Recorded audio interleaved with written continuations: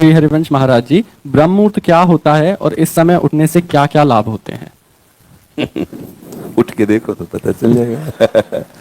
4 बजे से और 6 बजे तक का जो समय है ये भजन के लिए बहुत लाभदायक है। इस समय अगर कोई निद्रा में रहता है तो ब्रह्मचर्य से हीन और कई तरह की मानसिक बीमारियां और शारीरिक अस्वस्थता ये आगे चलकर उसे घेर लेगी। मानसिक बीमारियां कई तरह से मन डराने लगेगा, कई तरह से मन में ऐसे कुभावनाएं जागृत हो जाएंगी। इसलिए हमारे ब्रह्म ऋषियों ने आज्ञा की है कि 4 बजे से तो उठ ही जाना चाहिए और 4 से 6 के बीच में, मान लो आप 4 से 5 के बीच में सोए रहे तो आप 5 से 6 के बीच में उठ जाइए। 4 से 6 के बीच के समय में आप उठ करके अपनी भागवतिक दिनचर्या करें। भागवतिक दिनचर्या में जैसे अपने लोग राधा वल्लभी हैं तो प्रातः काल उठ करके अपने गुरुजनों का, रसिकों का सुमिरन करें, गुरु मंत्र का जप करें, फिर स्नान आदि करके श्री जी की मंगला, श्री जी को सुंदर पद सुनाना आदि, या अगर उस समय ऐसी भावना है तो 2 घंटे बैठ करके जप करें। मंगल बेला होती है प्रातः कालीन, उस समय शयन तो कभी नहीं करना चाहिए, किसी को भी नहीं करना चाहिए। वो अपने लिए परमार्थ और स्वार्थ दोनों की हानि करने वाला है। 4 से 6 के बीच में महाराज जी, मैं सुबह उठ जाऊंगा, मैंने सोच लिया कि अब मैं ना कल से उठूंगा। अच्छा। तो मैं 1 हफ्ता उठ लूंगा, फिर जैसे मेरे मन के अंदर आएगा ना, अब मैं ना उठने लग गया हूं, तो फिर अगले दिन है ना वो फिर पूरा ढेर हो जाऊंगा। नहीं, ऐसा नहीं, आपका दृढ़ नियम होना चाहिए। और नए बच्चे हो तो अलार्म वाला सिस्टम रख लो, वो जब बजे तो उठ के बैठ जाओ। इसमें आपको प्रयासरत रहना पड़ेगा, कुछ समय प्रयासरत रहिए, फिर आपका अभ्यास बन जाएगा कि आप उस समय सो ही नहीं सकते। जैसे अभ्यास बन जाए ना तो आप सो ही नहीं सकते, मतलब सो ही नहीं, आपका शरीर राजी ही नहीं होगा बिस्तर में लेटना, वो राजी ही नहीं होगा। तो इसलिए नियम बनाओ और नियम पूर्वक चलो।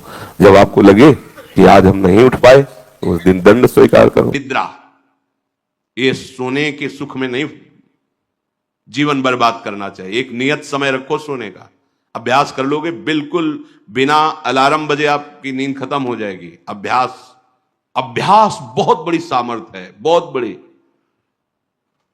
अगर नींद लेने का आपने अभ्यास बना लिया है तो यह आपके जीवन को नष्ट करने का बहुत बड़ा साधन बन गया।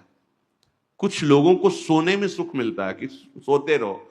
भैया कमाने आए हो, बड़ी मुश्किल से पास बना है इस भारत भूमि में तुम्हारे जन्म हुआ, मनुष्य योनि में, कुछ दिन के बाद ये सब खींच लिया जाएगा। सोने में समय क्यों बर्बाद कर रहे हो? कमाओ, सत आचरण करो, समाज को सुख पहुंचाओ, नाम जप करो, बड़े बुजुर्गों को सुख पहुंचाओ, किसी को दुख ना पहुंचाओ। ये कमाई कर लो। कमाई करने आए हो यार, तुम्हारा कुछ नहीं, कुछ नहीं, न था ना है न रहेगा। होश में तुम्हें जो पद मिला है, जो सामग्री मिली, जो जीवन मिला है, लगा दो पर सुख में और निरंतर भजन करते हुए जीवन मुक्त हो जाओ। क्योंकि स्वसुख में पाप बने हैं तो तत्सुख में समस्त पापों पर विजय प्राप्त कर लो। पर समझ नहीं आता। हर समय हमें सावधान रहना है। एक समय नींद को देना है, उचित दे लो, क्योंकि आप साधक हो, उचित दे लो। इसके बाद इससे शत्रु की तरह बर्ताव करो। अभ्यास बहुत बड़ी ताकत है, बहुत बड़ी ताकत। ये कोई सिद्धि नहीं, अभ्यास। आपने यदि अभ्यास किया है, नींद का आदर किया है, तो आप ऐसे भी हैं, साधकों के सामने बताया था उन्होंने कि मुझे बस भोजन पवा दो तो मैं सो जाऊंगा, फिर भोजन पाऊंगा, फिर सो जाऊंगा, मेरा अभ्यास इतना दृढ़ है। वह धन्य है आपका जीवन जो ऐसा अभ्यास सिद्ध कर लिया है। अरे बर्बाद करने के लिए सोना थोड़ी है। तो यहां कह रहे हैं अति निद्रा, उचित निद्रा आवश्यक है। जब तक शरीर भाव में साधना हो रही तो जरूरी है। और ईर्ष्या, दूसरे की बढ़ोतरी देखकर जो ईर्ष्या होती है, जो जलन होती है, ये उपासक को उपासना में बढ़ने नहीं देती। इसको संभालिए। एक ही उपाय है, जिस पे ईर्ष्या हो भगवत भाव कर लो। प्रभु मैं आपको जान नहीं पा रहा हूं, फिर भी मेरे अंदर में आपके प्रति, आपके ही प्रति है, क्योंकि आप ही हैं ना। प्रभु मेरा सुधार कर दो, बहुत जल्दी सुधार हो जाएगा। मोह, भले परिवार में रह रहे हो पर इतनी तो बात समझ लो, ना वो तुम्हारे हैं ना तुम उनके हो। ये तुम्हें समझ में भले ना हो पर डाल लो। सुत बनितादि जान स्वार्थ रत ना करु नेह सभीते, अंत ही तो ही तजेंगे पामर तू न तजय बहीते। जैसे आप स्टेशन में होते हो तो किसी से मोह थोड़ी करते हो, बैठे हैं सब आसपास, कोई चाय पी रहा है, कोई हंसी मजाक कर रहा है, बातें कर रहे हैं, सब मिलान हो रहा है। गाड़ी आई, किसी से कोई मतलब नहीं, अपनी गाड़ी में। ऐसे ही जैसे प्याऊ में हम खड़े हैं, भीड़ है, पानी पिया, चल दिया, ऐसे ही आपको समय मिला है 70 वर्ष, 80 वर्ष, 100 वर्ष, उन जनों के बीच में रहकर अपनी गाड़ी का इंतजार करो और भगवत प्राप्ति करके अपने परम धाम जाओ। पर अगर नहीं समझ पाए तो ये माया ऐसा लगती, मेरा पुत्र, मेरी पत्नी, मेरा परिवार, मैं, पूरा समय चला जाता है। फिर जिनको तुमने मैं करके अब वो अंतिम समय दिखाई देता है, कोई अपना नहीं, कोई अपना नहीं। अभी मतलब आप तो अपने ही घेरे में हैं, जैसे अपने लोग भ्रमण किए तो देखा है, रो रहे हैं, उनके परिवार वाले उनसे बात भी नहीं करते। अवस्था ऐसी है कि डंडा के सहारे 2-4 कदम चल सकते हैं, वस्त्र मल से कौन साफ करे उनका। ऐसी, ये नहीं कि किसी एक की बात हो, इस स्वार्थी संसार कोई किसी का नहीं। तो हम ये नहीं कहते कि भाग जाओ, हम ये कहते उन्हीं के बीच में रहकर उनके हृदय में विराजमान प्रभु से अनुराग करो, ना कि देह से। देह एक सीमित समय वाला है, तुम्हारा भी और उनका भी छूटेगा। भगवत भाव करके खूब प्रेम करो, खूब सेवा सबकी करो। भगवत भाव विहीन आसक्ति तुम्हारे पतन का कारण बन जाएगी, जिसे मोह कहते हैं। मोह सकल व्याधिन कर मूला, ये मूल है, ये बहुत दुख देने वाला है। तृष्णा, भोगे हुए भोग को बार बार भोगने की इच्छा का नाम तृष्णा। ये डाइन है, इसे शास्त्रों में कहा गया है, ये डाइन है, कभी आघाती नहीं है। ये तृष्णा रूपी डाइन सबके हृदय में बैठी है। हर भोग को बहुत बार भोगा फिर भी भोगने की चाह, इसी का नाम तृष्णा है। और कायरता, जो नहीं होना चाहिए उसमें बहुत उत्साहित है, जो करना चाहिए, जो होना चाहिए उसमें, उसे कायरता कहते हैं। ये कायरता साधक में अगर है तो परमार्थ विहीन कर देगी। मैं एक उपाय और आपको बता देता हूं आपके घर की दरिद्रता को घर से बाहर करने का। सुबह उठते ही ये काम कभी नहीं करने चाहिए। आप बड़े सावधानी से सुने, सुबह उठते ही अगर आप ये 4 काम करेंगे तो आपको दरिद्री होने से कोई नहीं रोक सकता। आप दरिद्री हो ही जाएंगे। क्या नहीं करने चाहिए 4 काम? सुबह उठते ही सबसे पहले दर्पण में अपना मुंह नहीं देखना चाहिए। आजकल तो बेडरूम में ही दर्पण होते हैं, शीशा होते हैं, और न सही तो कई लोग तो अपना मोबाइल ही ले लेते हैं आजकल, वो भी दर्पण का ही काम कर रहा है। कैमरा खोल के देखते में कैसा लग रहा है, बुरा ही लग रहा है, बंद कर दे, फोटो ठीक नहीं आएगा। सुबह उठते ही गलती से कभी भी अपना मुंह दर्पण में नहीं देखना चाहिए। जो अपना मुंह दर्पण में देखते हैं वो निश्चित दरिद्रता को इनविटेशन देते हैं। क्या करें? इस जगह पर ध्यान रखें, अगर आपके रूम में आपका बेटा अथवा बेटी सोती है तो सबसे पहले अपना मुख देखने की बजाय अपने बेटा और अपने बेटी का मुख देख लें। या फिर आपके मोबाइल में जो भगवान का चित्र है, भगवान का दर्शन कर लें। सबसे बढ़िया तो यही है, सुबह उठते ही या तो सामने कोई चित्र भगवान का हो या फिर मोबाइल में ठाकुर जी का छवि हो, सबसे पहले उठकर भगवान का ही दर्शन करना चाहिए अथवा बेटा बेटी का मुख देखना चाहिए। अपना मुंह देखोगे तो निश्चित दरिद्रता को निमंत्रण दोगे, पहला। दूसरा, सुबह उठते ही चाय और बिस्किट नहीं लेने चाहिए, खाना नहीं चाहिए कुछ भी। आजकल बड़ी समस्या है, बिना बेड टिके तो बिस्तर छूटता ही नहीं। सबसे पहला काम ही है, चाय चाहिए। और चाय अगर अकेली चाय पिए तो वो होता है, क्या बोलते हैं उसको, अरे क्या, पेट में बड़े बड़े गुब्बारे फूटते है ना, तो गैस बनती है। तो लोग कहते खाली चाय हम नहीं पीते ना महाराज, इसलिए हम थोड़ा बिस्किट ले लेते हैं। कभी भी गलती से सुबह उठते ही चाय और बिस्किट नहीं लेने चाहिए, दरिद्रता को निमंत्रण है। बिल्कुल भी नहीं खाना है। अगर ज्यादा ही तुम्हारे विपत्ति टूट रही है तो उठो, जाओ, अपना मुंह धो, कुल्ला करो, ब्रुश करो, और वैसा स्नान नहीं करते तब तक ओम अपवित्रो पवित्रो वा सर्वास्तांगतो पिवाह, भगवान का नाम लेके अपने आप को पवित्र कर लो, और फिर जाके कुल्ला बुल्ला ब्रुश करके चाय पी लो, बिस्किट खा लो, उसके बाद कुछ देख लो जो कुछ करना। लेकिन सीधे उठते ही कभी भी चाय बिस्किट और कुछ खाना पीना नहीं चाहिए। दूसरी बात। तीसरी बात, ब्रह्म मुहूर्त में कभी भी स्त्री पुरुष का संग नहीं करना चाहिए। संग का मतलब जो ब्याहता लोग हैं वो समझ रहे हैं, भाव में ही अल्प में ही कह रहा हूं। कभी भी संभोग क्रिया को ब्रह्म मुहूर्त में स्वीकार नहीं करना चाहिए। जो स्त्री भोग करता है, पुरुष भोग करता है ब्रह्म मुहूर्त में सुबह उठते ही, वो निश्चित दरिद्रता को निमंत्रण देता है। इससे सावधानी रखनी चाहिए। और चौथा और अहम, सुबह सुबह कभी क्लेश नहीं करना चाहिए घर में। कई तो उठते ही लड़ते लड़ते उठाए जाते हैं।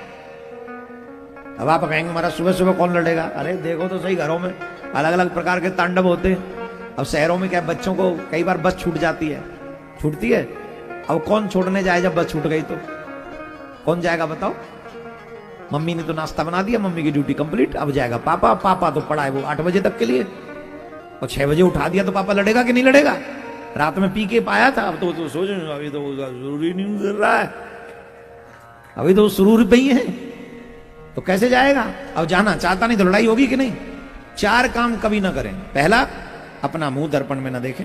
दूसरा, चाय बिस्किट खान पीन कुछ न करें सुबह उठ के।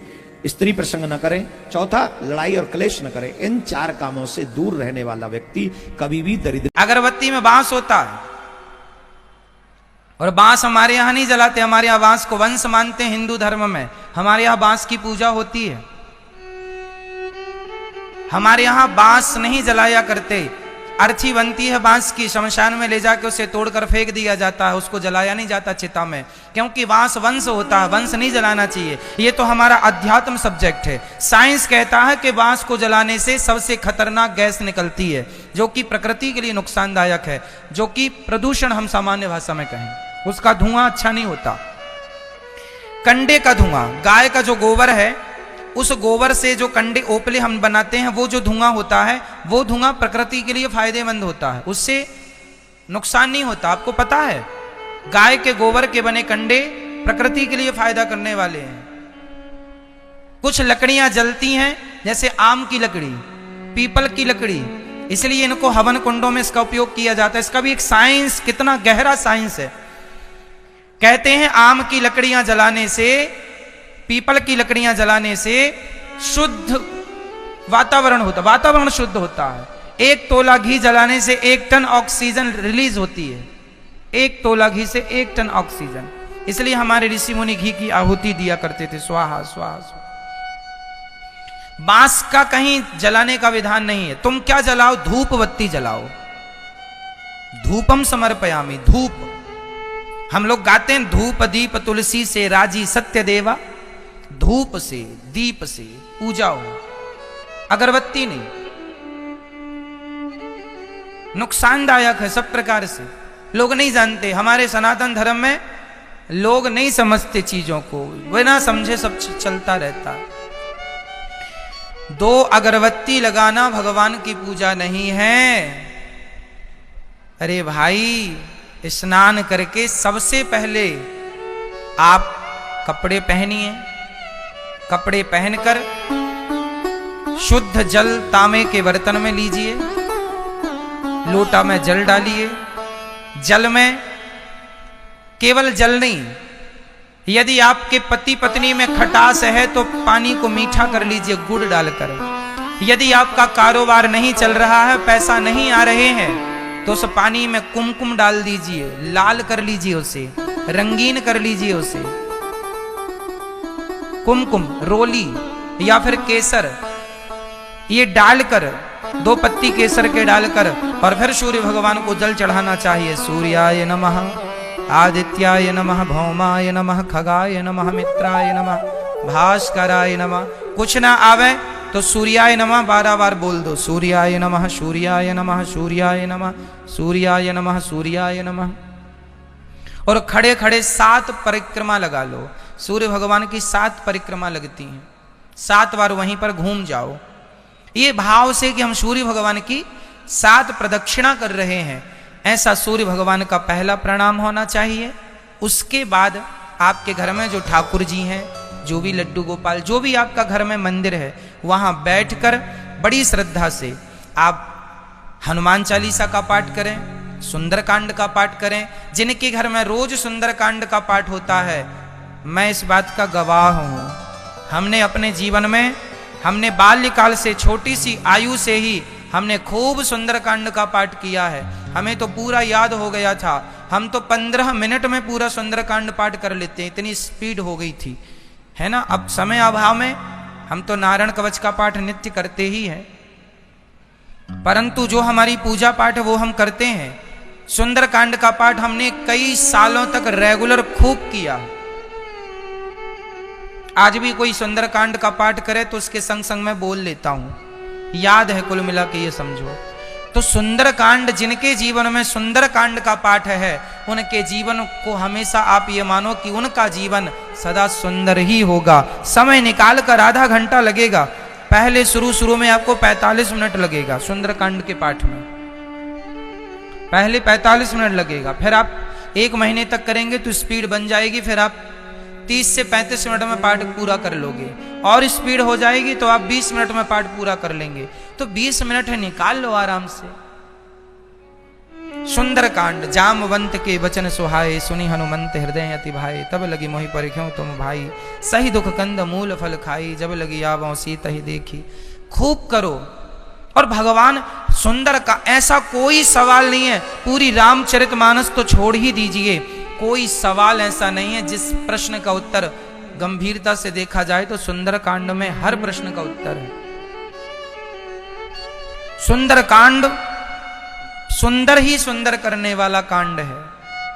इसलिए सवेरे उठो, सूर्य भगवान को जल चढ़ाओ, हनुमान चालीसा, सुंदरकांड का पाठ करो। घर में जो आपके ठाकुर जी हैं नहलाओ, लड्डू गोपाल जी हैं तो लड्डू गोपाल जी को नहलाओ, शंकर जी आपके घर में हैं तो शिव जी को नहलाओ, और नहलाते हुए उनकी पूजा आरती करते, जो आपके घर में देवी देवता जिनकी आप पूजा करते हैं भाई, उनकी आप सेवा वंदना करो। हाथ जोड़ के पूरा स्नान ध्यान कराओ, पुष्प चढ़ाओ, ठाकुर शंकर जी हैं तो बिल्व पत्र चढ़ाओ, भगवान श्रीमन नारायण हैं तो उनको तुलसी चढ़ाओ, है ना, गणेश जी हैं तो दूर्वा चढ़ाओ, और चढ़ाकर उनकी स्तुति वंदना आरती करो, है ना, भगवान का स्तुति करो भगवान की। कुछ ना आवे तो हिंदी में यूं ही कहो कि हे नाथ हम बड़े पापी हैं, हम बड़े अधम हैं, नीचे हैं, कामी हैं, क्रोधी हैं, लोभी हैं नाथ, अभागे हैं, कुटिल हैं, हे नाथ हमें स्वीकार करो, हे श्रीमन नारायण हमें स्वीकार करो, हे भोले भंडारी हमें स्वीकार करो। जिनमें आपकी श्रद्धा है उनका आप स्मरण कीजिए। आपकी श्रद्धा राम जी में है तो कहिए हे श्री राम जी, हे प्रभु हमें स्वीकार करो। श्रद्धा आपकी कृष्ण में है तो हे श्री कृष्ण भगवान हमें स्वीकार करो। आपकी श्रद्धा नारायण में है तो हे श्रीमन नारायण, आपकी श्रद्धा शिव जी में है तो हे भोलेनाथ हमें स्वीकार करो। हमारा अपराध क्षमा करो, हे नाथ हमें स्वीकार करो। ऐसी प्रार्थनाएं करके अपने आप को भगवान के हवाले कर देना चाहिए, आत्मसमर्पण कर देना चाहिए। और समर्पण करने के बाद आप वहां से उठकर भगवान का स्मरण करके फिर आप जो भी काम धाम करें वो भी काम धाम इस भाव से करें, अगरबत्ती सवेरे 2 जलाना ये ठीक नहीं है तो ठीक क्या है, आप कोई भी काम करें, काम करते हुए यही भाव बनाए कि हे नाथ जो ये हो रहा है, हे प्रभु, हे श्रीमन नारायण, ये सब आप ही कर रहे हैं, हम करता नहीं है, करता तो भगवान है, हमारे कन्हैया ही सब कुछ कर रहे हैं। हम अपने आप जो अपना कर्तापन है वो आप हटाकर भगवान को कर्ता बनाकर यदि आप करते हैं तो फिर वो काम करना भी भक्ति है। जैसे माताएं भोजन बनाती हैं तो आप भोजन किसके लिए बनाती हो मैया? बोलो मेरी मां। मैया जी नींद आए बता देना, आप भोजन किसके लिए बनाती हैं? यदि आप कहें कि हम भोजन अपने बच्चों के लिए बना रही हैं, हम भोजन अपने पति के लिए बना रही हैं, तो यह भोजन बनाना गलत है। भोजन करेंगे आपके पति और आपके बच्चे ही, पर भाव ये हो कि हम ये भोजन अपने भगवान श्री कृष्ण, अपने श्रीमन नारायण के लिए भोजन बना रहे हैं, अपने भोले भंडारी के लिए भोजन बना रहे हैं। जो भी आपकी श्रद्धाएं भगवान के लिए भोजन बना रहे हैं, भोजन भगवान के लिए बन रहा है, इस भाव से भोजन बनाइए। फिर देखिए आपका जीवन कितना परिवर्तन। फिर आपका भोजन बनाने में यदि 1 घंटा खर्च हुआ तो वो 1 घंटा भी भक्ति में ही जुड़ेगा, क्योंकि आपने भगवान के लिए भोजन बनाया। झाड़ू लगा रहे हैं तो इसलिए नहीं कि हम अपने घर में झाड़ू, हे नाथ ये घर तो आपका है और ये आपका पूरा घर भगवान के लिए, आपके लिए मंदिर है, वो पूरा घर भगवान का है, ये सोच के हम तो भगवान के घर में झाड़ू लगा रहे हैं, तो झाड़ू लगाने से भी पुण्य मिलेगा, वो भी भक्ति है। क्योंकि आप अपना मान के करेंगे तो फिर वो पाप पुण्य आपका है। यदि भगवान का मान के, यदि आप कहें कि ये घर भगवान का है और भगवान के घर में हम झाड़ू लगा रहे हैं तो उस झाड़ू में कोई चींटी वीटी भी मर जाएगी तो उसका पाप आपको नहीं लगेगा, क्योंकि आप अपने लिए थोड़ी कर रहे थे, आप तो भगवान के लिए कर रहे हैं। बहुत बहुत धन्यवाद दोस्तों वीडियो पूरा देखने के लिए। आज के वीडियो में हम सबको जानने को सुनने को मिला है और मिलते रहेगा। सुबह उठने के फायदे, ब्रह्म मुहूर्त में कैसे उठे, ठंड का टाइम है, ब्रह्म मुहूर्त में उठने से हमें क्या क्या लाभ मिलेगा, ब्रह्म मुहूर्त में क्यों जल्दी उठना चाहिए, सुबह जल्दी उठने से हमें क्या क्या लाभ मिलता है, सुबह उठने से हमारे कौन कौन से पाप नष्ट होते हैं, सुबह उठने से हमें कौन कौन सा फल मिलता है, पुण्य मिलता है।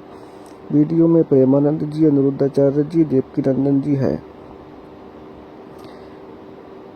प्रेमानंद महाराज जी हम सबको बता रहे हैं कि 4 बजे जो इंसान उठता है उसके जो है पूरा दिन बहुत ही शुभ और अच्छा होता है, बुरे कर्म से हमेशा बचा रहता है, क्योंकि सुबह सभी देवी देवता लोग ब्रह्म करते हैं, सारे देवी देवता लोग घूमते हैं, इसलिए सुबह जल्दी उठना चाहिए। सुबह उठकर नाम जप करने से और भी ज़्यादा लाभ मिलता है दोस्तों, इसलिए नाम जप भी करना बहुत ज़रूरी है। अगर सुबह उठ के आपने नाम जप कर लिया तो आपको डबल फायदा मिलेगा। गुरु मंत्र जप करिए, जो गुरुदेव ने मंत्र दिया, नाम दिया, नाम और मंत्र का जप करिए, देखना बहुत जल्दी आपको लाभ मिलेगा। और जितना हो सके दान कीजिए, सेवा कीजिए दोस्तों। प्रेमानंद महाराज जी का बहुत सारी बातें ऐसे हैं जिसे सुनने से ही लोगों का कल्याण हो गया है, उसे करने से, मानने से ही लोगों का कल्याण हो गया, भव सागर से पार हो जाएंगे, ये पक्का गारंटी है। प्रेमानंद महाराज जी का सारे वचन अनमोल है। सत्संग जो भी सुनते हैं हम सब, ये सब अनमोल है, इसका कोई कीमत नहीं लगा सकता, क्योंकि महाराज जी फ्री में प्रवचन करते हैं, फ्री में हम सबको सत्संग ज्ञान देते हैं। बहुत से लोग ऐसे थे कि मरने को हालत हो गया था, मरने को मन करता था, ऐसे लोग भी महाराज जी के बातों से प्रेरित होकर फॉलो करके नया जीवन मिला और वो अच्छे से ज़िंदगी जी रहे हैं, खुशी खुशी, बहुत अच्छे तरीके से। इसलिए दोस्तों महाराज जी को सुना करो। प्रेमानंद महाराज जी को सुनने से ना बहुत सारे ज्ञान मिलता है जो कि हमें नहीं मालूम है। इसलिए सुबह उठकर नाम जप करें, ध्यान करें, योग करें। योग करने से भी बहुत सारे लाभ मिलता है। जो बीमारी है हमारे शरीर में, वो बीमारी ठीक होता है, दूर होता है, बीमारियां सब चला जाता है। इसीलिए हम सबको योग करना चाहिए। योग करें, ध्यान करें, जैसा इलोलोम विलोम कपालभाति, ये सब योग करो जितना हो सके। प्राणायाम करें, प्राणायाम करने से बहुत सारे परेशानी दूर होता है। हमारे शरीर से मस्तक ठंडक होता है, दिमाग याददाश्त बढ़ता है, आंखों की रोशनी बढ़ती है, पेट ठीक रहता है, शरीर में नर्वस सिस्टम बिल्कुल सेट रहता है, साफ सुथरा रहता है। इसीलिए योग ध्यान हम सबको करना चाहिए दोस्तों। बहुत सारी बातें ऐसे ही महाराज जी ने इस वीडियो में बताया है जो कि हम सबको नहीं मालूम है। इसीलिए हम सबको ऐसी बातों को जानकर इनको फॉलो भी करना चाहिए, इन बातों को ध्यान में रखना चाहिए। ये नहीं कि सत्संग कथा सुन रहे हैं फिर छोड़ दिया, भूल गए, ऐसा नहीं। इन बातों को फॉलो भी करना चाहिए, तभी आप ज़िंदगी में कुछ कर पाओगे और आगे बढ़ पाओगे। ज़िंदगी जीने का क्या सही तरीका है वो इस वीडियो में महाराज जी ने बताया है। इसलिए दोस्तों इन बातों को ध्यान करो। और महाराज जी ये भी कहते हैं कि ज़रूरतमंद की मदद करें, ज़रूरतमंद की सेवा कीजिए, जल से, भोजन से, धन से, जैसे आप सेवा कर सकते हैं उस तरीके से सेवा कीजिए। ज़रूर देखना आप कितना जल्दी धनवान बनते हैं। अनिरुद्धाचार्य जी महाराज, देवकीनंदन महाराज जी ने भी हम सबको यही जानकारी दिया है कि सुबह क्यों उठना ज़रूरी है, सुबह जल्दी उठने से कौन कौन से लाभ मिलेगा और सुबह उठना से क्यों ज़रूरी है। सुबह उठने से दोस्तों हमारे पेट भी ठीक रहता है। और महाराज जी ये भी कह रहे हैं देवकीनंदन जी कि सुबह उठ के सबसे पहले किसका चेहरा देखना चाहिए। सुबह उठ के अपना चेहरा कभी ना देखें दोस्तों, इससे दरिद्रता आती है, बहुत ज़्यादा प्रॉब्लम होता है। सुबह उठ के शीशा कभी ना देखें, दर्पण बिल्कुल ना देखें। सबसे पहले उठकर प्रभु का, हमारे राधा रानी का चरणों में अपने मन को लगाए, ध्यान लगाए, उनके चरणों में अपना मस्तक झुकाकर उनको प्रणाम करें। राधा रानी को चेहरे, सबसे पहले राधा रानी को देखें, प्रभु को देखें, उसके बाद किसी को भी देख सकते हो आप। इसीलिए सबसे पहले राधा कृष्ण भगवान को देखो, प्रणाम करो, उसके बाद आगे बढ़ो। ये नहीं कि सुबह उठ के सबसे पहले अपना चेहरा देख रहे, फिर किसी और का देख रहे, प्रभु को लास्ट में देख रहे, ऐसा नहीं। अपने कमरे में एक फ़ोटो या तस्वीर, महाराज जी बताते हैं कि एक फ़ोटो या तस्वीर अपने कमरे में लगाए, सुबह उठ के सबसे पहले देखें। और अगर तस्वीर नहीं लगा हुआ है तो अपने मन में भी आप राधा कृष्ण को छवि देख सकते हैं। दोस्तों, महाराज जी हमेशा कहते हैं कि हमेशा अच्छे कर्म करो, नाम जप करो, ध्यान करो, बहुत अच्छा, सब अच्छा होगा। अनिरुद्धाचार्य जी महाराज भी हम सबको बहुत सुंदर सत्संग ज्ञान दिया है। उन्होंने बताया है पति पत्नी के बारे में भी। अगर पति पत्नी बहुत लड़ाई झगड़ा कर रहे हैं, बहुत दुखी है, बहुत ज़्यादा परेशान हैं, तो उनको क्या करना चाहिए? तांबे के लोटे में जल भरे, उस जल में हल्का कुमकुम मिलाकर फिर सूर्य देव को जल चढ़ाए। जल चढ़ाते समय उनका 12 नाम का 12 बार बोले। 12 नाम अगर नहीं बोल सकते तो ओम सूर्य देवाय नमः ऐसे करके 12 बार बोले, उसके बाद जल चढ़ा दे। दोस्तों, देखना आपके पति पत्नी में प्रेम कितना जल्दी बढ़ेगा, कितना जल्दी दोनों पति पत्नी खुश रहोगे और हर तरफ से सुखी हो जाओगे। जीवन में बहुत ज़्यादा लड़ाई हो रहा है, झगड़ा हो रहा है, तो ये काम ज़रूर करना। दोस्तों, बहुत ज़्यादा कर्जे में हो, बहुत ज़्यादा परेशानी है, काम सफल नहीं हो रहा है, हर तरफ से कर्जा है, कोई काम भी अच्छे से चल नहीं रहा है, तो आप ऐसा करना, कुमकुम मिलाकर जल चढ़ाना। देखना बहुत जल्दी आपको इसमें भी लाभ मिलेगा। और महाराज जी कहते हैं दान करने के बारे में, दान जरूर करना, कुछ करो ना करो, दान जरूर करना। दान अगर नहीं कर सकते तो नाम जप जरूर करना। दोस्तों, दान सेवा, नाम सेवा, ये करने से ही हमारा जीवन का कल्याण होगा। ये कलयुग है, बाकी पाप तो हम कर ही रहे हैं, लेकिन पाप अगर कर रहे हैं जान के अनजाने में भी, तो पाप है, लेकिन कुछ पुण्य भी करते रहो साथ में, ताकि बीच बीच में हमारा पुण्य भी काम में आ जाए। इसीलिए नाम जप, ध्यान, सेवा ये सब करा करो। गौ माता की सेवा किया करो। गौ माता की सेवा करना बहुत ज़रूरी है। जितना हो सके आप एक रोटी गौ माता को ज़रूर खिलाएं। रोज़ नहीं खिला सकते, आपके आसपास में है नहीं, तो आप महीने में 15 दिन में कहीं देखें, दूर कहीं गौशाला है, वहाँ पर जाकर आप सेवा कर सकते हैं गौ माता की। दोस्तों, आपको कौन से महाराज जी का विचार सत्संग अच्छा लगता है, या फिर कौन सा महाराज जी का विचार से आप सहमत हैं, कमेंट करके ज़रूर बताएं। हमारे राधा भक्त यूट्यूब चैनल को भी सब्सक्राइब कर लीजिए। यहाँ पर आपको रोज़ ऐसे ही सुंदर सुंदर सत्संग ज्ञान सुनने को मिलेगा। दोस्तों, हम आपको मिलते हैं एक और ऐसे ही सुंदर वीडियो में। तब तक के लिए राधे राधे, जय श्री कृष्णा, हर हर महादेव, जय श्री राधे, जय श्री राधे, जय श्री राधे, जय गौरी गोपाल धाम।